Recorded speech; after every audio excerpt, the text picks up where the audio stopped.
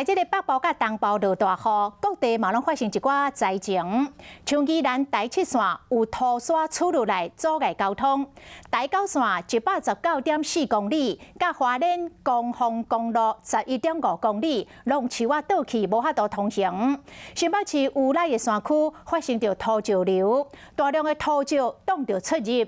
过来是宜兰大东乡的英树村，部分的居民自行来撤离。这个四季国小英树分校停班停课，南澳乡的澳会国小为中昼开始停班停课。花莲秀林乡的河中甲河仁社区强制来撤村，若和平村为中昼开始停班停课。一些草塞住了。 土水对水沟啊流落来，流对路啊，花莲政府部落居民门口口拢是水坑。长期的树啊倒伫路啊，影响通行，搁采三角笋禁止用路人经过。花莲光丰道路在1.5公里的所在，山坡的树啊倒落，影响道路通行。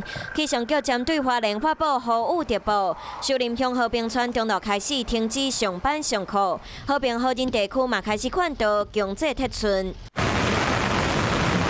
宜兰嘛，直直上大雨，内个风台外围环流影响台湾北部、东部。宜兰包括台7线、台9线拢有土石落来，影响交通。今仔日到透早11点为止，宜兰的南澳乡累积雨量上侪超过400，第2名和第3名伫东山乡、三星乡和大东乡的累积雨量嘛已经拢超过200。英树村10几位村民拢先撤村，四季国小英树分校嘛宣布停班停课。第1号村局嘛准备抽水莫大，防止做大水。 往北部行，新北乌来山区大量的土石落来，影响上山、落山的路。那个风台带来大量雨势，住伫山区民众出门进前一定要更加注意相关的路况。